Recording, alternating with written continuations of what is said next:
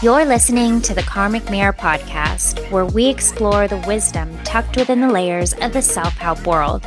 Together, we bridge the gap between esoteric teachings and practical tools for everyday life, with self-love and personal growth at the heart of each conversation. Whether you're a seasoned seeker or just beginning your path, join us and uncover the magic within and around you. Hello, and welcome back to another episode of Karmic Mirror podcast. Hi, Allie. Hi. Okay, so Hey. hello. Something cheeky in the water today, maybe. It really is. All year, all 28 days so far. So anyways, So random, but my best friend Kelly the other day was like, she called me. She was like, so in January, and she was talking about her son, like how she had to take him to the doctor. And I was like, babe, girl, we still in January. yeah, I like all the memes they're like, welcome to the 78th day of January. I'm like, it is really long. I mean, I have gone on a mini vacation already, and I'm about to go out of town again, and I'm like, wait, twice in the same month? This is really weird. Out of this world. So what are we talking about Yeah. today? We are talking about Yeah, so today's topic is all about the dreamland, dreamscape, dream world. And, you know, it's a topic, a theme that has come up in conversation for us and in our usual voice notes, just chatting about dreams that Ali has had. It's come up a lot. It's really fascinating topic in general because throughout, I don't know, history, we've heard different ways that it's interpreted, whether it's spiritual meanings, to getting into the science behind dreams. There's just so many different layers of how people interpret and how we approach this time when we're sleeping and our mind is going. And so we're going to get into it. And I'm excited because I'm coming to it with a very open mind, a little bit of research, maybe even less understanding. No, but well, lots of curiosity. I think that's the thing about dreams, as we were talking about earlier, is that there's still a lot that scientists don't know about dreams and are still doing a lot of research to figure out. And we certainly are not the experts on it, but there is this really, to me, it feels like the space of science and spirituality and a blendish of both while we're figuring out all of the things. I was one of those kids really young. I was really interested in dreams. So I know for Christmas one year, I got in one of those books that you could look up whatever the things were Oh, to yeah. interpret your dreams. Uh-huh. And I had just given that away to a little girl a couple of years ago, but That's cool. which was so cool to like kind of pass it down because I no longer needed it. And I was always one of those people, and I dreamed a lot when I was a kid in the last couple of years. And what do you remember? Weren't we going through a specific astrological placement where it also, I was going into the depths and I was dreaming a lot? That was just maybe a couple months ago. Mm. Was it like, Okay, I definitely don't remember what was happening, but of course, anything in your 12th house, also your mm, Pisces. So there's that aspect of I think Pisces are known to be like real intuitive and kind of live in that liminal space or have the potential to, or whatever your Pisces placement, but especially that whatever was going on. And I do remember, I just can't remember the specifics of what it was, but yes. yeah. So we were, when I dream, and in a lot of cases now, there have been these stints where I will dream every single night. And that was what had started a couple of months ago. And Michelle and I were talking a lot more about it. We were trying to interpret the dreams and going about it from a lot of different angles. And that's why we're here today, talking a little bit more about the things that we've looked into, some of the things that really lit us up or were ahas. And I think I'll start with, it seems so logical, but in that Jay Shetty podcast where he just really said, I mean, we spend half of our lives sleeping, but Yeah. yet we don't know that much about dreams, right? But it seemed really cool if we're able to use dreams and sleep in a way to nourish ourselves, help heal ourselves, whatever for the benefit, that's where I start to get intrigued. And I know that that's where our conversations lead because, right, we're on the path towards whatever, awakening, healing, doing the work, Yeah. whatever those things are. I also listened to a little bit of that podcast episode. No, I watched it on YouTube actually. We're talking about the Jay Shetty podcast. I think it's called On Purpose, and he had Dr. Raul John Dole on, who wrote a book about dreams. And I didn't watch, full disclosure, did not watch the whole episode because I just didn't.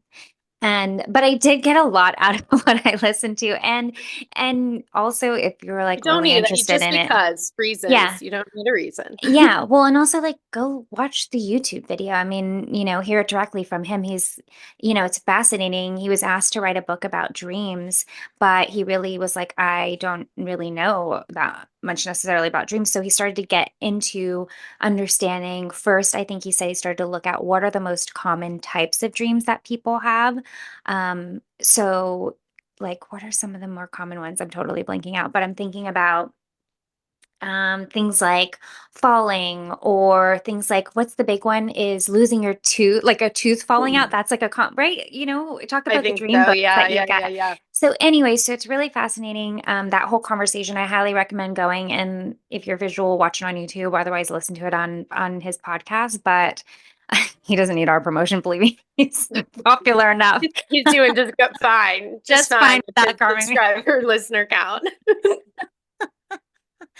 But but the things that I found really interesting to your point, one, he says that we spend a third of our life dreaming. And so he really wanted to understand, people consider dreaming to be like, oh, we're resting, our brain is at rest, but that's actually not true at all. He talks about in the episode about how when we're awake, where our brains are just pure electricity, like they're just going, and that doesn't shift. That doesn't change the level of electricity when we're sleeping. It's just that the sides of our brains shift.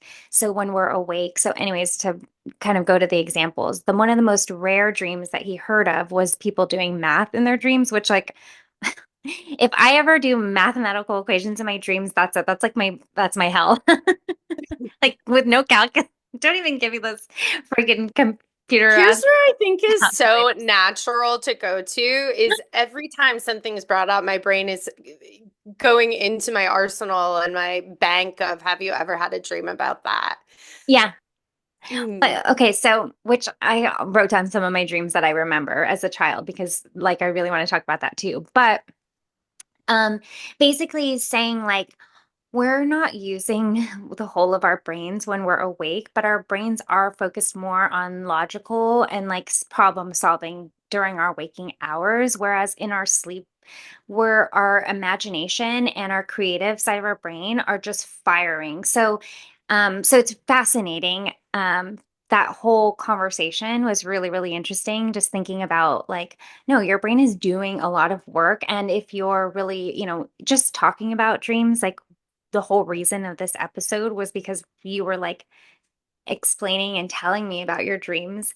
And I was like, I can't remember any of my dreams. And I was like, but let's do an episode because I want to You're know like, more. Sabrina Carpenter is your best friend? You're like, that's amazing.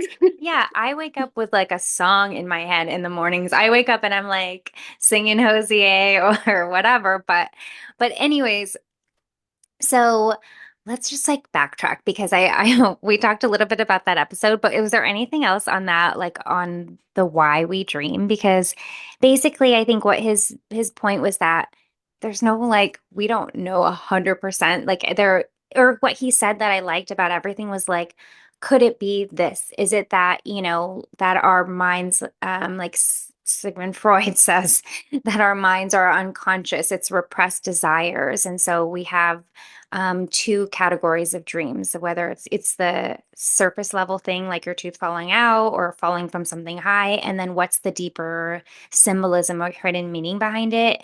That's one theory. And so he says like maybe to everything. He's like, maybe that's true, maybe, but he's not saying yes or no to anything. But he really feels that our dreams are there to basically, for all of that creativity, all of the imagination that's kind of I would say like repressed or not repressed, limited during our waking hours. It's like firing on all cylinders while we're sleeping. It's an opportunity for us to then, when we wake up, to use all of that information in the way that we make decisions, in the way that we create during the day, during our waking hours. So, anyways, we'll talk a little bit about more theories because there's a lot of stuff to get into. Mm. Because like he says, everything is like a maybe. It's like a yes and yes, that's possible. That's one. And what I Theory was that's true. really, yeah, and I, not that I was surprised, but what I really keep hearing consistent is there hasn't been a ton of research. Yes. And you start to hear, at least in my time, learning about dreams and on these podcasts, is there's a lot of studies that have been done, but we're just not at a place for it to all come together, right? So Mm. when it's, there was a sleep study on 20 people, it suggests there is a correlation between X and Y. However, more research needs to be done, right? So that's what it feels like in this space from a understanding and science type focused background. Does that make sense? It's kind of like I th I mean, sure, it makes sense to me. I mean, I'm not an expert, but I guess here's what I hear, right? Is like you're like we're you're looking to me for validation. I was like, girl. Um, what makes sense is that there is research into the way that the brain functions and what brain Mm, activity is happening during your waking and your sleeping hours. There's also the many different theories that are also possibly true, right? Like they build on each other or they do, and also so much of it is circumstantial, right? Like I to the point about, dreaming a lot as a kid. I dreamt a lot of really vivid dreams as a child and also in my most high stress experiences as an adult. But otherwise, I don't really remember a lot of my dreams. I don't feel like I'm certainly not having nightmares. So I think like all of these different theories have truths to them because and all, obviously the science is there. We're showing us like what's happening, but then there's like kind of the non-tangible theories of like when that's why we're going to talk about like science and spiritual because like yes and to both, but again, science is always trying to prove the spiritual when really it's so much about like felt experience and what's going on in your life. Like I said, like I had, for whatever reason, right? If we think about the theory of it being of repressed emotions or repressed desires, or to Carl Jung, like the shadow aspects or the masculine, feminine, right? Basically, what I'm getting is all of these hidden layers of our unconscious. If you had any experience like me, I think about specifically from my personal experience, all of the traumatic experiences that were happening as a child that I was like then going out to church and to school and like happy go lucky. Of course, my dreams were freaking shocking the shit out of me because I was having dreams and that I remember as an adult so vividly still, right? Like I put in my notes falling. That was a big dream for me. Not falling, but like I had a recurring dream as a kid where I was jumping off my grandmother's top of her staircase, and then you get the roller coaster drop of your stomach, or what? Like it was always that visceral feeling of like your stomach is just like, yeah, yeah. lifting in your body. So I would have that, or I would be jumping off the top of a swing set like in my cousin's backyard and jumping off the top, and it was like a slow fall and I would land on my feet. I wasn't like getting hurt or anything, but the dream was just me falling and me jumping Mm. off. And so it's so fascinating, right? Because totally all of those things can be true. There's the science of what I don't fully understand, but there's also the spiritual that I don't need to understand because we experience it. And through like our conversation, all of the things, like I think we're both going to talk about journaling, duh. But even still, that reflection, the processing of it, that's what brings and to what you said, I'm like totally all over the place, but not really. When you said in the beginning of the episode about, our conscious awakening, everything we do in healing work, in whatever we're doing to grow ourselves and expand, is all about bringing the unconscious conscious so that we can bring that shit to the surface, deal with it, and not let it be like pushed into the corner of our psyche and brushed over so that we can continue to bump up against those surface level experiences in our life and wonder why life's happening at us instead of through us. Does that make sense? Like what I'm saying, right? Like it all connects because it's the conscious, the unconscious. So like it's got to go somewhere. You're going to dream Yeah. about it as crazy wild stuff, or you're going to like start to reflect on it, give it some air while you're awake and reflect on it and see what it's showing you. So anyways, Mhm. that's my thoughts so far. I love your Where are we? story of a little girl Yeah. jumping and falling and landing on her feet. My Yeah. ongoing dream when I was little was in my house, and I would have to walk out my bedroom door, go through the living room, dining room. It was a very small house, so it was very quick. But then there was a stairway. My parents' bedroom was upstairs. And as a kid, just it was always like the scariest thing if you're like scared, like you want your Yeah. parents, but you also know you got to book it and book it upstairs, to a Yes. store, like Oh whatever. my God. So that's just context for little Allie's dream, ongoing dream. When I was little, I would open that door and walk out, and ET would just be standing and No. coming out of my kitchen. Tell me you're an 80s kid without telling me you're an 80s kid. And I would always try and scream, and Oh my nothing would gosh. come out. Oh, And yes. that is, and so that, I mean, obviously now you know what just came to me. It was like because you didn't have a voice, because you felt, and there's so Totally. many other things around there. But it was very funny because my older sister had this little leather ET doll. Then I thought back about this a year or two ago when I was telling that story. And yeah, E.T. came out in like 1983.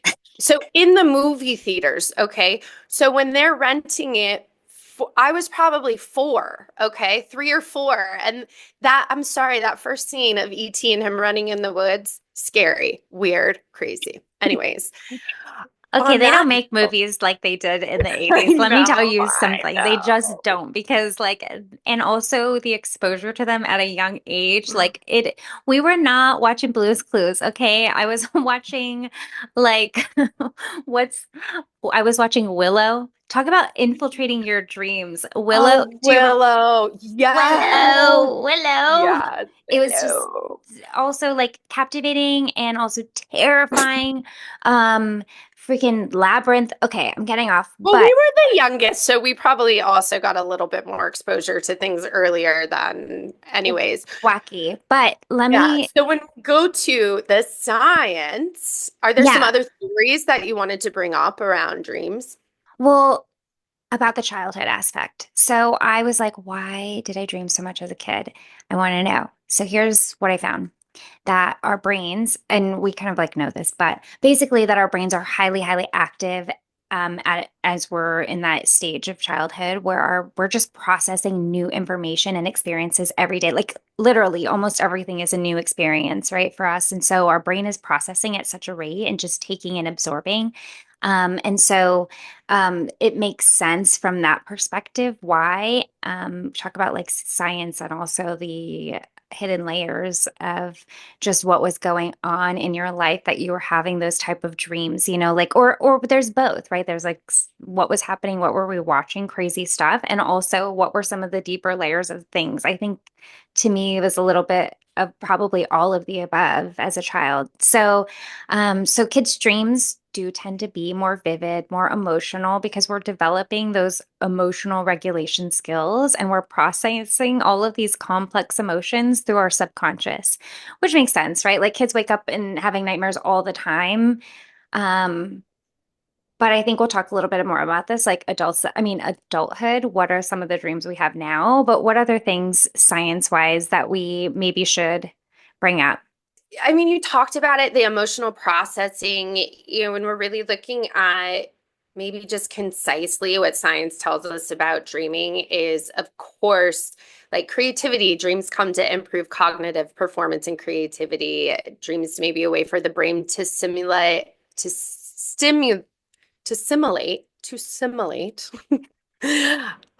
real life experiences, Hmm. just a place for your brain to dump data, also a way for your brain to potentially prepare for possible future threats. It may be a way for the hippocampus to gather more information the next day.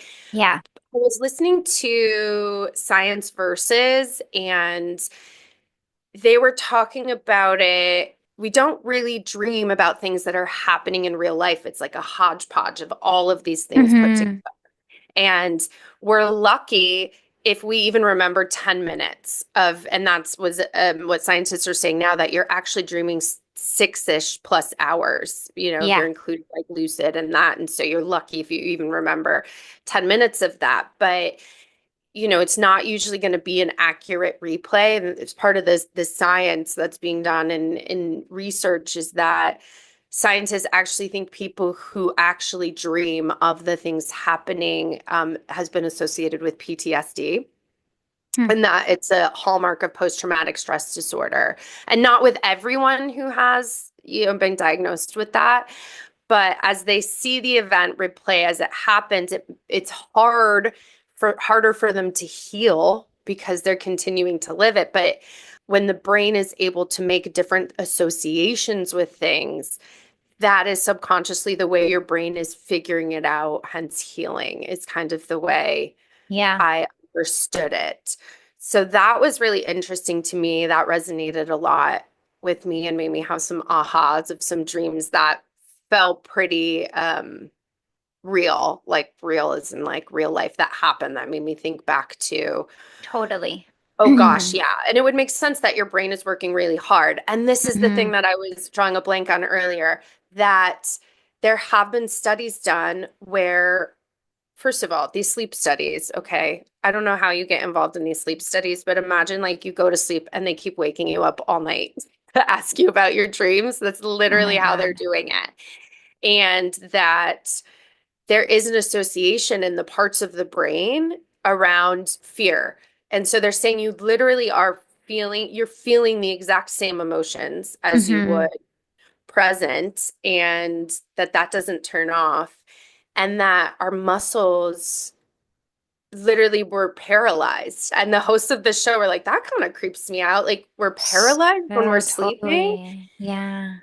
in that state. And then Yeah. they were talking about how we are paralyzed because we can't act out the things in our dreams, and that there For are certain sure. sleep disorders where people will act out what are in their dreams. So that Yeah. was like a long tangent of all of these things that just kind of started coming up in the science space, but research about people whose partners cheated on them, and Hmm. that when they were having dreams of retaliation or being mean or being angry to these people, that they healed and moved on quicker than those who did not have those types of dreams. I mean, it's Wow, just that part is really interesting. That's a dream I used mhm. to have way back when, not in Was like what? was being cheated on. That it Mm, didn't like happen that I know of. Maybe it did. And it was so long ago. This was like, you know, ancient history. I'm laughing. But Not like you, Allie, who had the dream that you were being cheated on with the exact person. It turns out that was true I later don't on. remember if it was. I mean, who knows? This is people so long ago. But I But was it used like your partner at the time? It would have That's been. exactly. I would wake Yeah. up in like, I used to have dreams where I would just wake up uncontrollably crying, like sobbing, shaking, like couldn't get out of the dream, right? So talk about feeling paralyzed. And obviously, I think you can probably have more recent recall of something like this. This was a long time ago, but I used to have two recurring dreams. One was like being cheated on, and that was like not as difficult as the other one was. The other one I used to dream about my dad dying all the time. Mm. Now, those dreams can be totally probably traced back to more subconscious stuff that is like real. And so, that I get that makes like that to me is a clear line. You're like, yeah, totally. For me, like, it was like, dreaming about someone dying that you sever contact with in your day to day, and you're like feeling all the guilt of like, well, what would happen? All of those. That feels like a clear line, but really fascinating. So, anyways, before we move on, because I think there's like so much to get into, but basically, um, yes to all the crazy stuff that you were talking about is so wild. There's so much. There's so much. And I like this is the first that I think I've ever really even gotten into um just this whole theme of dreams. Did Go you ahead. come across there's dream banks? So I actually was going to look in that people can enter in dreams, and it's these dream banks that scientists use to continue to research dreams. Oh yeah, that makes sense, right? Because they have to be able to Mhm. pull like what are some of the common themes, with dreams, so that they can start to assess the connections between them and what parts of the Yeah. brain are firing, et cetera, when they're having those dreams. So, but just back to that video with Dr. Jandal, because he said like the way that he explained it just gave such good bites, which I think is cool. He basically says that the dreaming is what keeps our brain really active. It's like a high intensity workout for our brain, making sure that our neurons stay firing and available for those creative and adaptive processes. That's what he feels is why we dream. He calls it the like use it or lose it concept, but because our brain, he talked a lot about during the day and used the most common example of when you're driving from home to work or back and forth, right? That's like your brain wants to be the most efficient. So you don't even have to think about those things. You just do it. Whereas, so it's efficiency and it's our waking brain is more logic driven. And so our brain doing that high intensity workout as we sleep on all of the creative, all the imaginative, like those things. If our brain when we're awake is just trying to like get the quickest route from A to B, then this gives us that space to like really where when we're in our imagination, in our dream world or dreamscape, there's like almost I don't want to say no limitations, but we have a little bit less limitations on what we think because we're not thinking logically when we're dreaming. So I found that really, really interesting. Just thinking about that aspect of the science. So Let's talk lucid dreaming. it is an interesting topic. How would you define lucid dreaming? Ooh, lucid dreaming is, I think, being aware that you're dreaming. I think of the Hmm. movie Inception, which I Yeah. at the time totally didn't get, but totally loved. I don't know, I'm probably not alone in that. But yeah, being to like literally being lucid while you're dreaming, having an active role in whatever is playing out, which is really fascinating when you talk about the healing and processing of like deeply seated things in our psyche. So what else? Have I told you that I lucid dream? No, That I don't I think so. used to, it's been a very long time. I remember there was one time in high school with my mom, and then a couple of times through years with partners because it's like I am talking, I'm like saying, and then once my partners know that part of me, because at some point it's like, no, I was sleeping. Like I don't, it's like crazy because Yeah. so then it would get to the point, if it happened consistent with the partner, like they'd start messing with me. And I would be like, say, I would get so upset and I'd be like, you know that I don't know what I'm talking about, but I think I know what I'm talking about. Yeah, yeah, Like yeah. that is how it felt. Like it felt so like, I think this is real life, but I know that it's not. And it's like Wacky.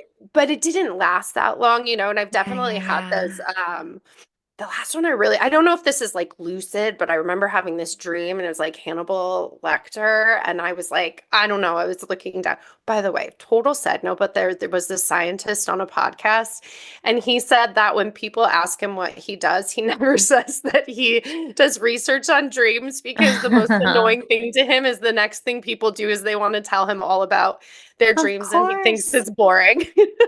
Oh my gosh. So there was a whole thing on the podcast about. So that's what I keep thinking as we share about our dreams is like people either think it's interesting or they're going to be like shut up about your dreams. Yeah, But yeah, anyway, yeah.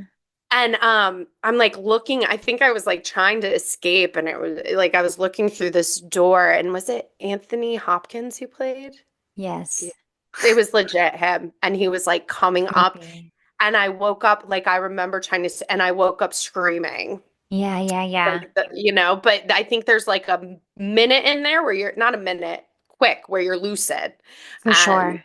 so it's things like that. But people try and intentionally, you were talking about that. People were trying Yeah, to intentionally try and lucid dream. that's exactly it. I don't know that much about it, but I was introduced to the concept of lucid dreaming through herbal medicine and through actually Anima Mundi Herbals, which is just a brand by that I love to shop with. And she makes all kinds of incredible, adaptogenic powders and herbs and whatnot. Her name is Adriana Ayales, and she is an herbalist. And so she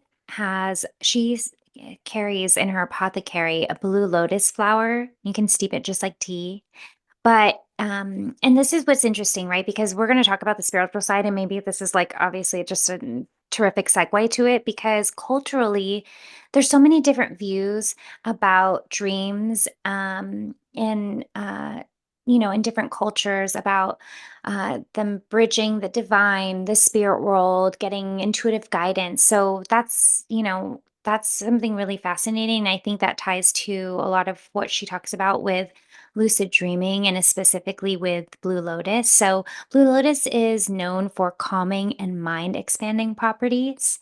It's associated with the dream experience, and specifically with lucid dreaming. So, people use it as a tea or they'll take it as an extract before they go to sleep. So, it helps them to relax their mind, and deepen their dream states, which makes when we think about how we are really our logic is driven, or we're more logic driven while we're awake. Of course, how often do we hear about or even talk about turning your mind off so that you can just relax and go to sleep?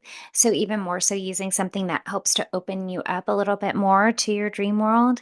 So some of the things that it's believed to promote are vivid dreams, increase your dream recall, and help you achieve lucidity during your dreams.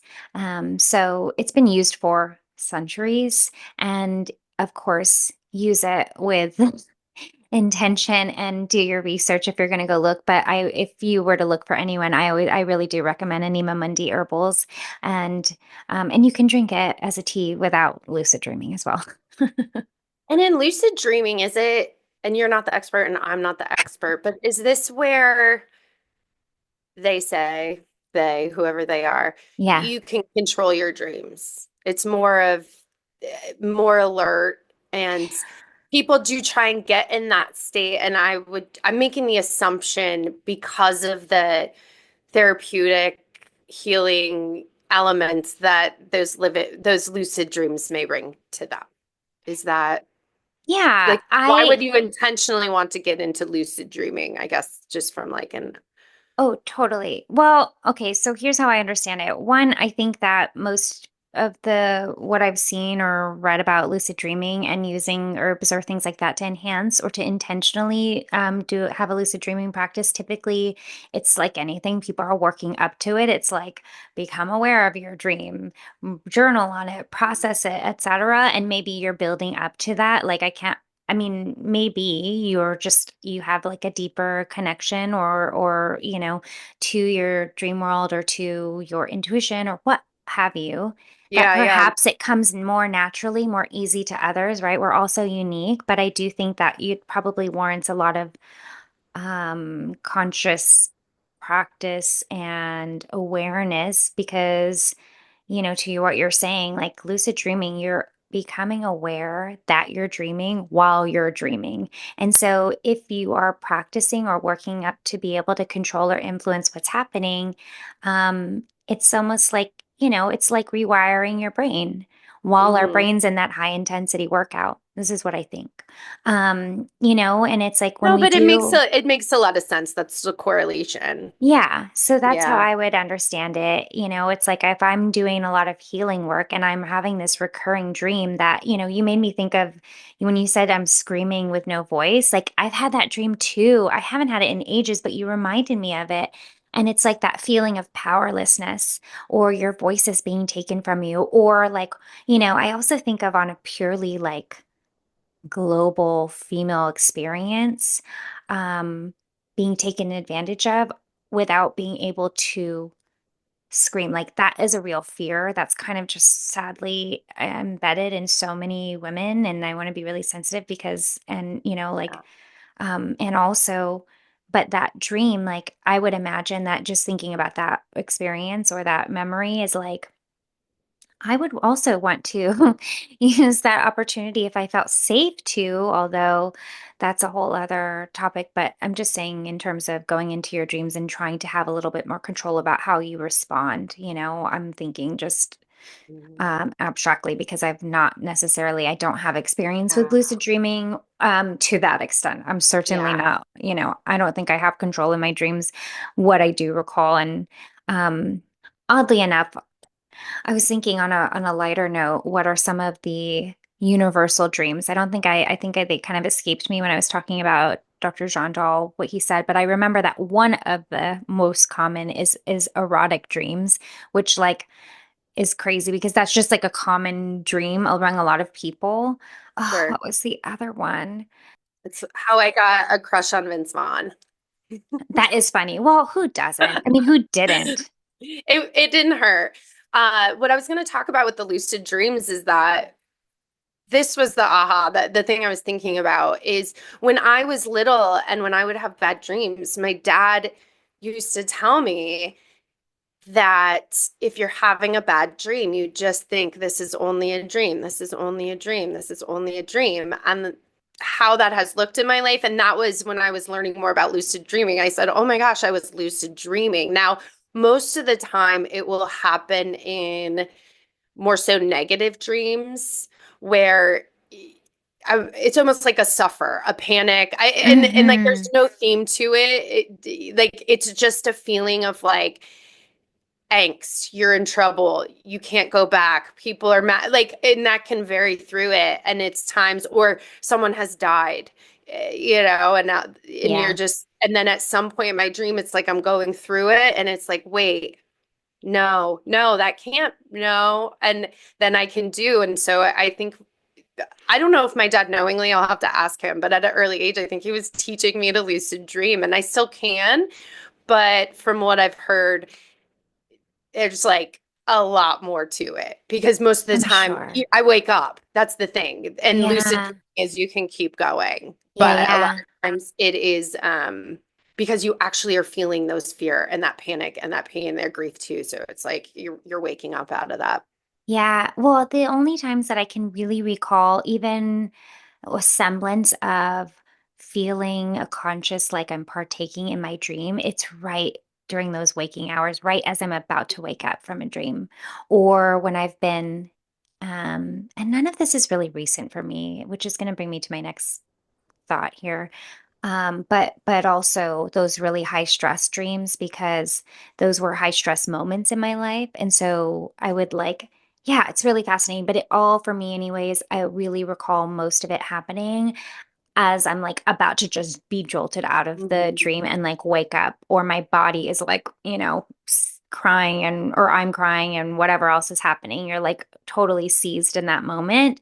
But I did want to know about that. So there are studies that show that heightened stress, of course, increases the intensity and the frequency of your dreams, because our brain is processing all of those unresolved emotions. So, Mhm. so stress and trauma are linked, and that's not necessarily a surprise, I don't think, but it does, help to kind of give clarity because one of my big questions for myself, as we were getting into this topic, was like, why is it that my dreams have tapered off? Obviously, for me, I have a real direct correlation to that makes, I didn't have to go into the research of it to know that when my life became more less stressful, I stopped having Mhm. nightmares or those kind of seizing Didn't need a dreams. PhD for that one. Right, exactly. As I stopped being in relationship with people who caused me immense, like, pain Imagine and that. Imagine stress. that. Yeah. Right, like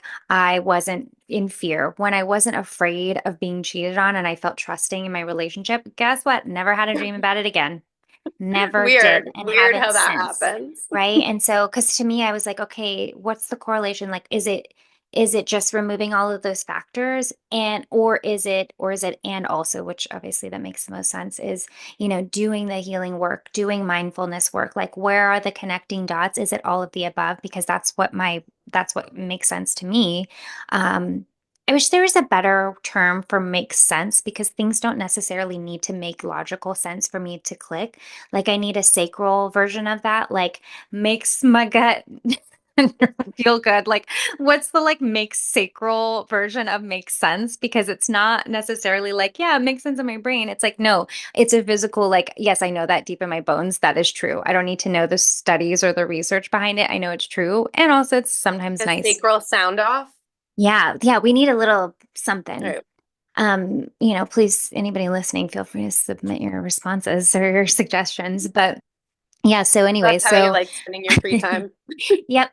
like us. Um, but there is a correlation directly from mindfulness and emotional regulation. So when you are actively practicing mindfulness, meditation, or emotional, like nervous system work, learning to regulate your emotions consciously, there are reports and studies of fewer nightmares, fewer stress-related dreams, which is, of course, super promising because it's telling us what we already know. Like, as you tend to your inner world, your unconscious, you're bringing the unconscious conscious, and you're dealing with that shit.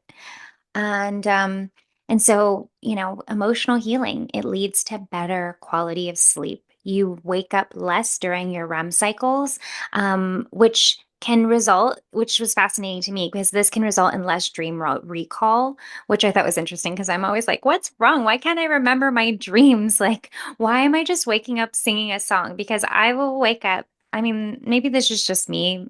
Like, remember I told you how this one time a customer at Barney's yelled at me for something that wasn't my fault, and he told me that I'll try to leave the expletives out of the expletives. I don't know of of this, but he said, I don't need your Mary effing Poppins attitude. And I said, well, I'm sorry, that's just my personality. And he said, well, your personality sucks. No, it's just Oh, really crazy. that's But not nice. the Yeah. Mary Poppins of it all. So it makes sense that I'm just a person that naturally would wake up and be like, good morning, good morning. So there's that. Circumstantial, I don't know if everyone's you're different. dreaming about it or you just were like, brand new day, you didn't affect me. Big finger up to you. That feels more like a personality. Yeah. So anyway, so really interesting, all of these things about just all the connecting factors, right? Like you Mhm. can know all the science in the world, and also when we talk about spiritual side of it and all of these cultures, ancient cultures that have just known that there's the connection between the subconscious mind, between the repressed, like what is in our shadow, whether or whatever things are we. The International Kabbalah Institute has people who specialize in the dream work Ooh. and interpret dreams. The Bible says, and I don't have the quoted passage, so don't come for me, but that dreams contain reliable messages which are to be acted on. And Hmm. so you will find these concepts of dreams in all different spiritual and religious practices. They're prevalent. So it's Yeah. it's Okay. it's very interesting. What else do you think about like on the spiritual side? Oh, well, we didn't really talk about like divine guidance or things Yeah. like that. That's something we haven't touched on yet, which maybe you have some more. I have had a dream. It's not, I just don't remember my dreams as often for whatever reason, but I have dreamt like about my grandmother coming to me and just feeling her presence, things like that. And I will say for me anyways, those type of experiences are the closest I can think of to this sort of like dream guidance. And I've always just taken any of those experiences of her felt presence to just know, to feel like I'm in the right place or I'm held, I'm Yeah. supported. Like that's really the overarching that I've always gathered from it. And I haven't really dug into it much deeper than that, other than like really feeling very, very grateful to feel the presence of like my ancestors that I know visiting me in my dreams. Yeah. I have heard that people get visited often by loved ones in dreams. For me, I think I get more while I'm awake, energetic Hmm. messages from loved ones than I notice in dreams. But I know part of the conversation you and I have a lot about my dreams is it's that discerning intuition versus, and gosh, I was looking this up everywhere, and it does go down like the spiritual side as it associates with religion, and I couldn't find that much. I didn't spend hours, but the processing thing makes sense. And as you know, Hmm. with a lot of my dreams, and I started the other day I was thinking, when did you start using gnarly so much? But I keep taking note that I've started using gnarly a lot, and I think this is one of those times where it's just it doesn't feel like an emotion. It feels heavier than emotions I've ever felt before, and I don't have a word for it. So when I'm Yeah. saying these gnarly dreams, because as you know, I Yeah. would wake up and sometimes we jump on a call and I would just start crying and be like, thank you, Hmm. thanks for helping me heal, I'm so glad we're moving through that, because looking back, that because they are some of those are so they replicate the real life traumatic situations. I think that is in these findings, like on my lens of, and I do the work to work through that thing, so that makes me feel really good. But then there's these other pieces where at the end of my relationship I was dreaming about my partner just leaving me. I had a very vivid dream that he was being unfaithful with the person he was actually being unfaithful with and left Yeah. me for. And it was every night. I mean, it was to the point where there was mornings where I just would say, I can't explain it. I'm so scared you're going to leave me. Now, I often now, and this is the healing work, I do often think now, man, what must have been going through his head knowing what was actually going on behind the Yeah. He was like, witch. She's scenes. a witch. She's a You're a witch. witch. Yep. She's a witch. But it was just incessant every Hmm. single night. And the theme was the same of different, but I just kept, I was trying and trying and trying to get to him, and every means was not working, right? I couldn't find his name in my phone. And then and maybe this was a little bit of lucid dreaming, because in my dream being like, no, you have the number memorized.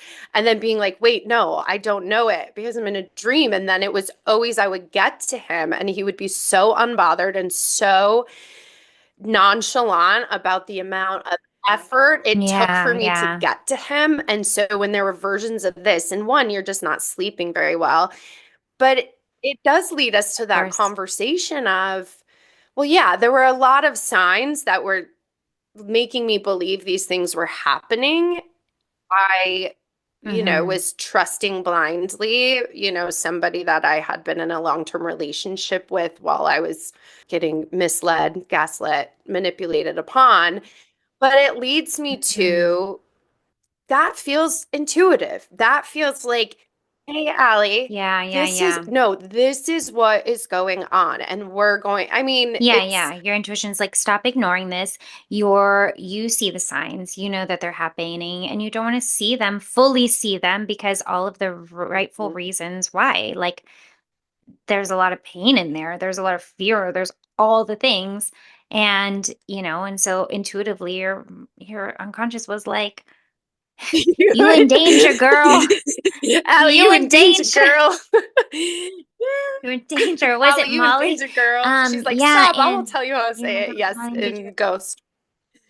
And at the same time, that isn't that all of it, right? Like, this is one example, one very big, profound experience in your life. So I don't want to make it smaller than what it is, but it is one example of many of the ways that we like, talk about, we always say like your brain doesn't want to make you happy, like your brain wants to protect you. And so in your waking world, you're like, no, like I see the signs, I feel it. And also like, I don't, I'm gonna keep going. I'm gonna trust because he's saying this like surface level, but your intuition knew, your unconscious was like, no, no, no, like we know what's going on. Trust your freaking self.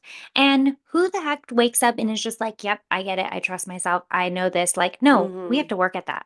We work at that unless, maybe you do. Maybe you were just like had this like incredible upbringing where your parents gave you every opportunity to like really shore up your self-trust. But I also just think that most people, we really don't want to like we need to work at that like that intuition muscle by just like starting to listen to it. And sometimes, obviously in your example, it's like one, how Piscean of you for your dreams to really speak to you in that way.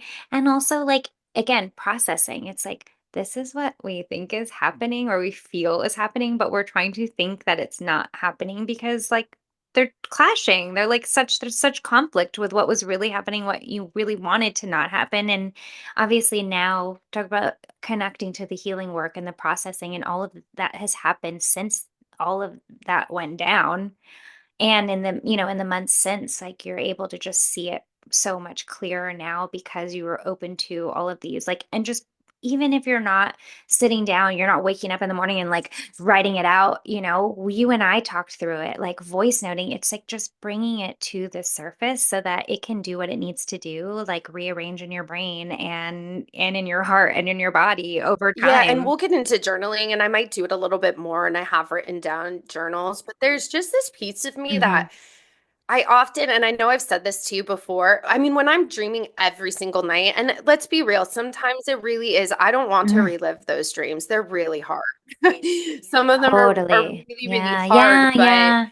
I really remember, I mean, really vivid. And I still, even I could go back to those dreams from when that was happening and I could get even more specific. But what those things start to do, and I think I told you about the story where I had had some intuition about how something went down. And the reality is that I would never really probably understand exactly who did the thing, but I had my intuition about it. And then I had a dream where I ran into this person and they were like, nope, I did that thing. Like I did it. Yeah, yeah. That's where I can just now, I think it's almost like I had surrendered that story and that narrative in my head, even though my intuition told me I had a clear sense of what most likely happened. And to Hmm. me, that was, I mean, that's fact now. That person who said they did the thing to me, and could I win a trial in court against that accusation because of my dream told me so? No, but I do also now I've started, that is a shift of how I look at my dreams now, where it's, hey, you're Yeah, letting me be yeah. like, you're not crazy. Yeah, that person did that Yes, yeah. thing, and Yeah.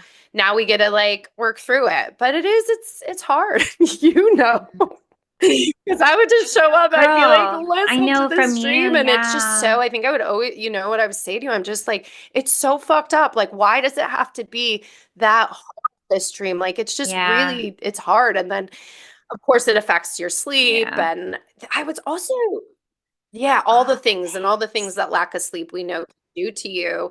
It was Yeah. interesting because I was listening to a podcast and it was from a Kabbalah perspective and saying that it's why they have Hmm. people who interpret dreams because that's the divine interpretation. And as humans, we will just interpret with our heads. And so Totally. that's also the thing as well that kind of comes up for me there. But I think there was something else about Kabbalah, but I can't remember. A lot of just really spiritual things that, and also a lot of different perspectives. I think we've also, I Hmm. had a friend who had told me at some point that in her faith, they say, and this is just about like dreaming and like pregnancy, because we've heard about like pregnancy dreams. I don't know. Have you heard about that before? I'm sure we've talked about Uh-huh. it at some point, but just I that like believe it. you, the spiritual side to that is that you are, the close, it's the time when you are with child that you will be closest connected to source. And that's why,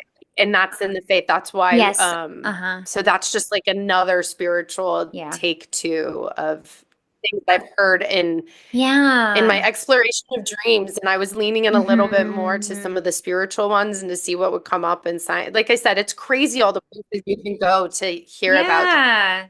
That lands. That really lands for me too. I mean, obviously I'm not pregnant or anything, but that does super land like because yeah, I mean, what else is pregnancy but literally creating life? Like, of course it makes sense. I gotta stop saying makes sense. It makes good.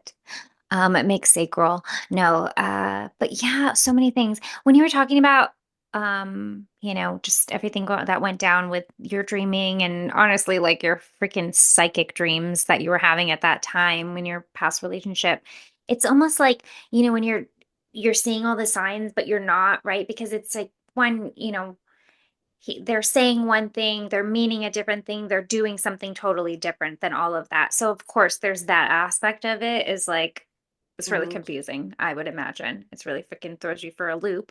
And also there's the layer of like, so we're not hearing the subcontext of what they're really saying and doing and meaning all the way, right?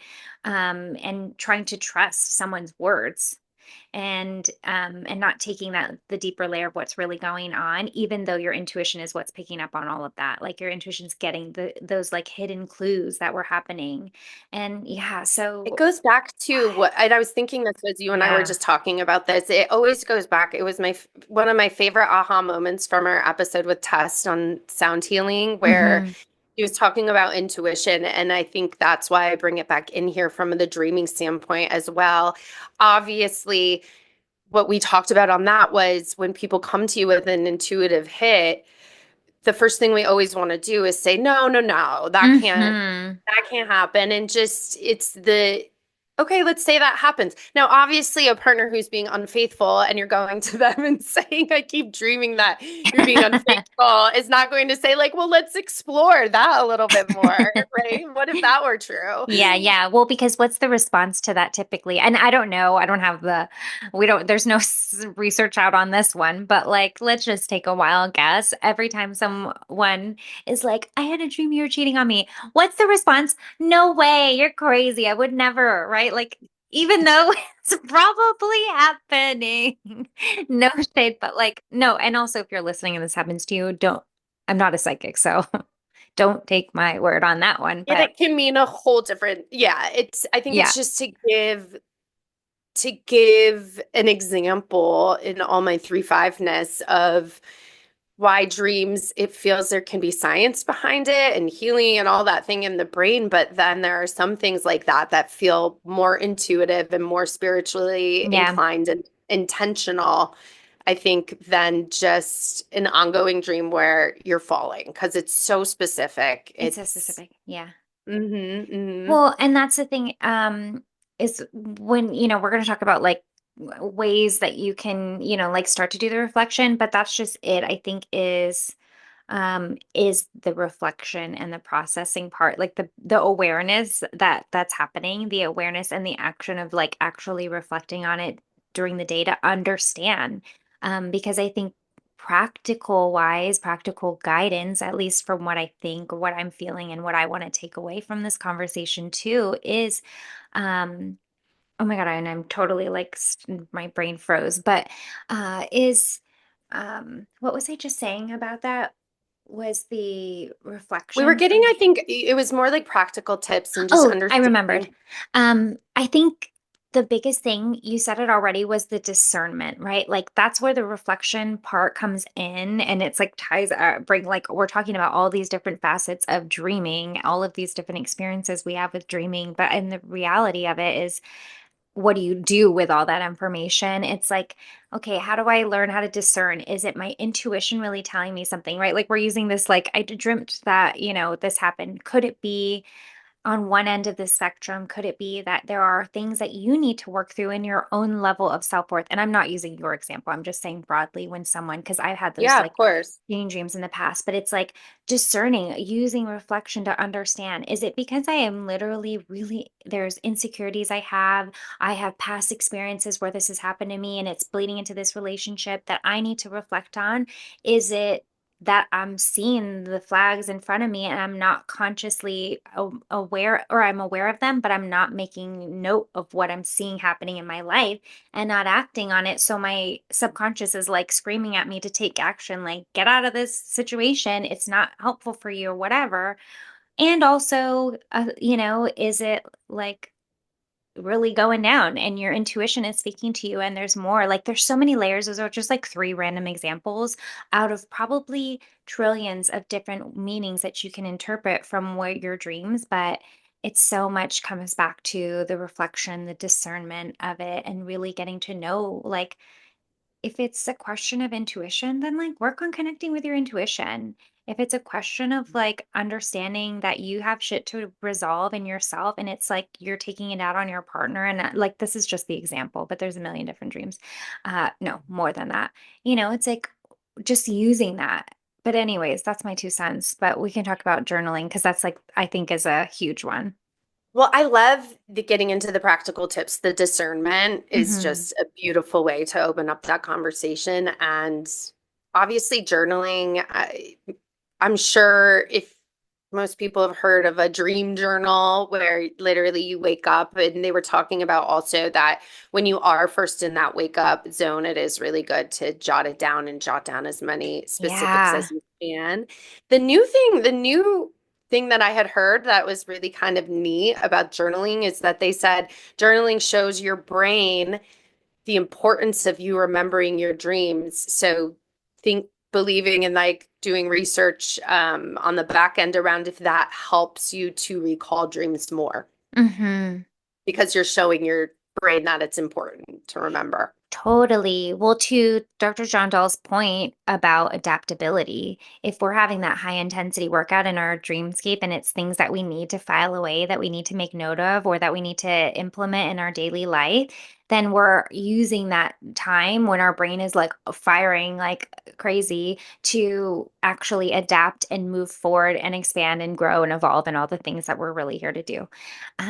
But to the journaling piece, I don't keep a dream journal. Obviously, I've said 100 times today that I don't really remember a lot of my dreams. I really remember my childhood dreams and dreams from my most like high stress environments and relationships. I remember those vividly because they were happening and I remembered them. But lately, at least in the last several years, I don't typically, it's not like a recurring theme, but I do love the practice of journaling, like daily pages. So I think I mentioned to you, this old school book from the 80s, Julia Cameron's The Artist's Way. It's a real popular practice because it's kind of just made its rounds around the yogi space and the wellness space in the last couple of years again. But The Artist's Way, Julia Cameron has a practice in that book called Daily Pages. And it's just like a free write. You wake up, and to your point, right when you're transitioning out of that like theta to beta to like your, like being conscious, is to just free write 3 pages and let that be it. Like you don't really go back and read them. You just read them. Your like mental brain dump, like clear the Just like a brain clutter. dump, whatever is going on in your Exactly. brain thoughts. So that Yeah. you can be more open to creative insights, right? Because if you're thinking about creativity in general, or just any act of creation, I don't mean like being an artist, I mean like just being a human being that creates shit in the world, if you really believe that that is like your things are coming through you, like our ideas are not our own. I really subscribe to that belief. And I think Rick Rubin says it's so good. Like your ideas, they don't belong to us. They may pass through us because they're ready to be put out into the world. And if we don't act on it, whatever, but somebody will. So, anyways, I think that practice of writing the daily pages, it is like you're just clearing the clutter so that you can be open to receive whatever you're going to receive throughout the day. And I love that practice. I do it. And I keep my journal next to my bed and I'm just there in the mornings, like whatever it is. Okay, the last one, intention setting. That's interesting. Yes. So that you, as a spiritual practice, call in the thing you need support with before you go to sleep. Call Yeah. in the thing that you're looking for answers on. And that can look a lot differently. That can be out loud, that could be through meditation, but that was something that I came across and I've got it on my radar. I don't know that I've got it Mhm. like jotted down in my nighttime routines, but it is something that I want to consider. And some might say that that feels a little bit like praying too in that Yeah. world, but I do think that, as I mean, we are big proponents of like calling things in, and Hmm. whatever religion or non-religion or spiritual practice you have, that feels really fitting to me as well. And also, I think the thing that came up for me when I um said that was also maybe, as you know, where dreaming has become challenging for me. It's the incessantness of it. It's the night after night Yeah. after night. And so for me, I think if and when that continues to happen, maybe the intention at night of please give me peace tonight. I'm please like thank you for, trying to help me at the highest good, but it's too much. I need less. I need a good night's Mm. sleep. And maybe just putting that intention out there too is something that just came to me. It just reminds me of this saying, and I'm saying it totally wrong, but it was something to do with, Um, the nighttime is for asking your questions and the morning is for receiving the answers. It was something along those lines. I And love it makes a that. lot of sense too. I think whether it's an intention or just looking for clarity or peace, so that you can receive more clarity or whatever that looks like. I think that's such a beautiful practice. Anything you do before bed, it seems like a no-brainer, but it's so true. It's like, do you want to watch a scary movie before bed and give yourself nightmares? I don't know. That seems stressful. Or do you want to like have a lovely intention or do some breath work or whatever it is, to get, just really lovely night's sleep, but also accomplish whatever is happening when your brain is in that high intensity mode. So let's move on, unless there's anything else. No, let's get into our self-love check-in. Who's going So first? you go first. So, what can you learn from your dreams to be a little kinder to yourself today?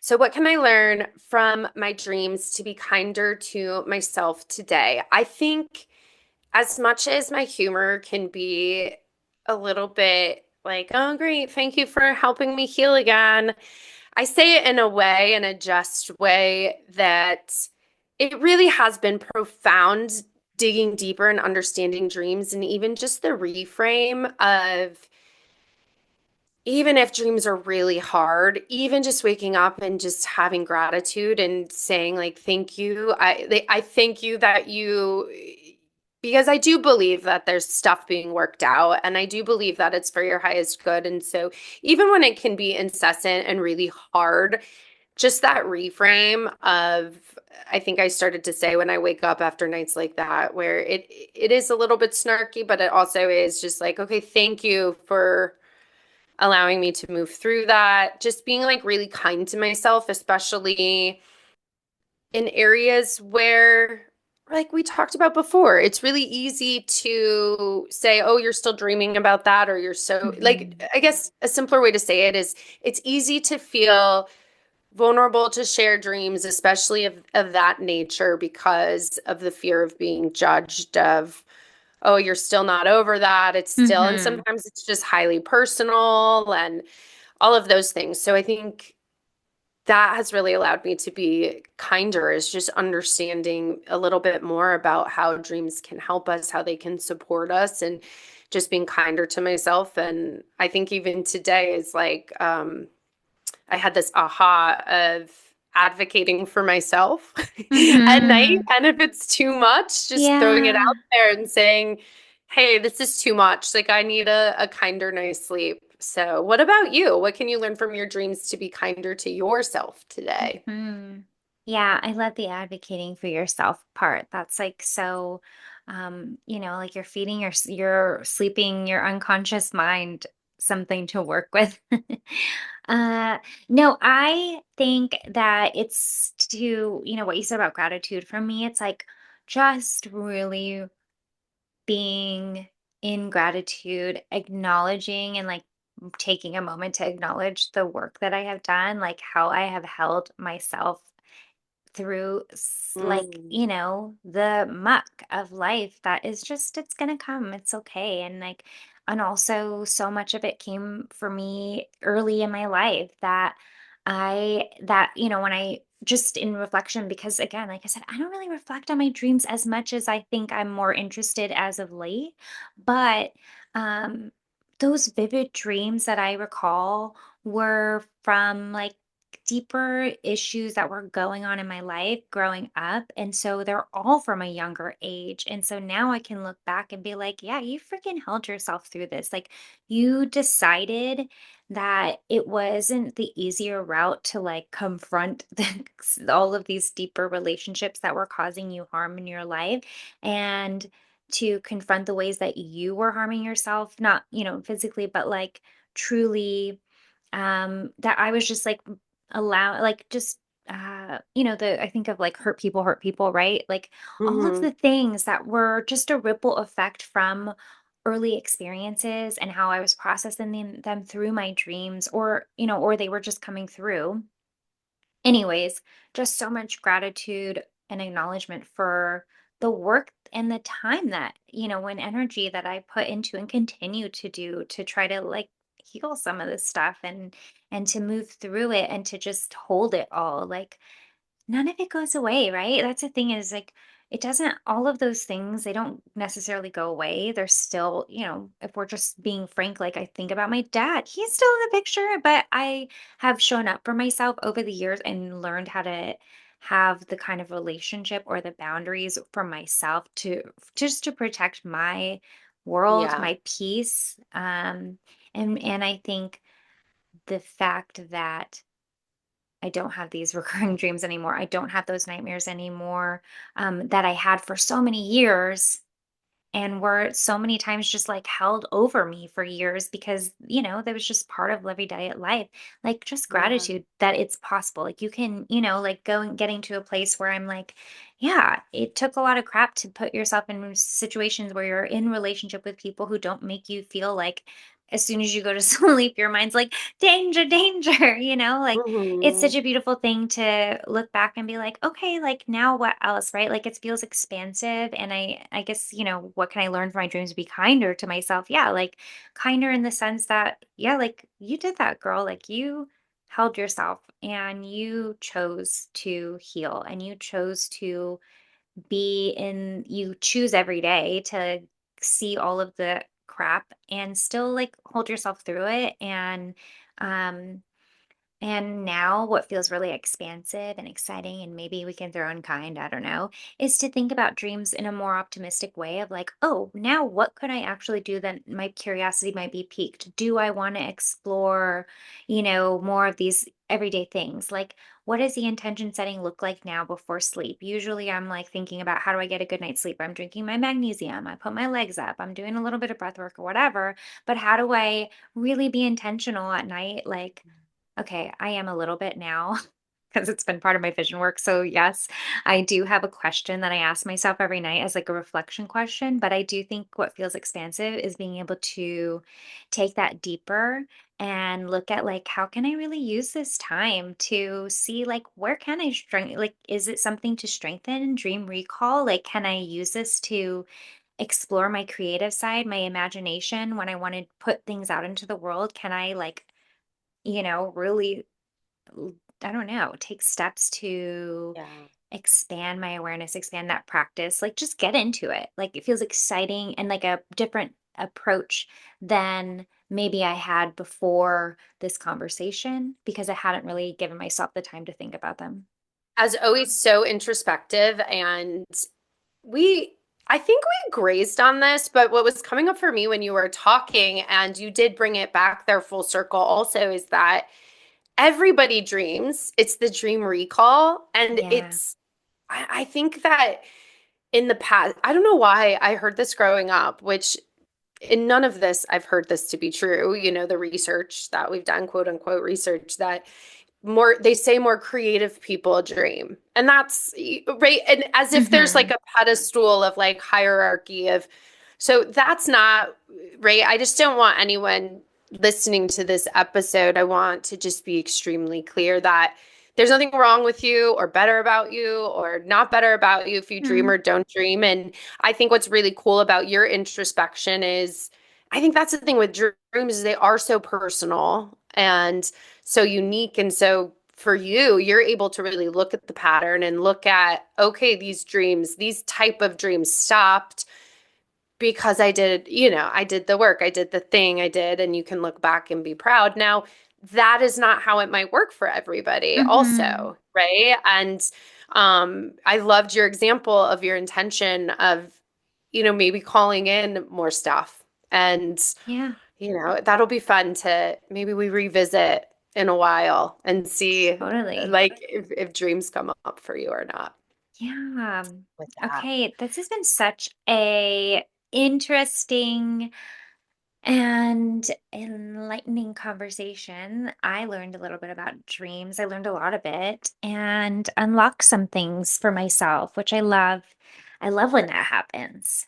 Thanks everyone for hanging out and talking about both the science and spiritual side of dreams. We would love to hear more about your dreams and your thoughts. So please hit us up in the comment sections and the DMs. We love a little DM drop as well. So without further ado, we will let you get on to dreaming. Have a good one, podcast listeners. Bye, everyone.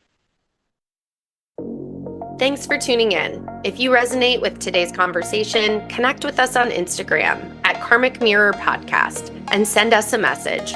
And don't forget to subscribe wherever you listen. And if you're loving Karmic Mirror, we'd appreciate a glowing review or a share with someone who could benefit.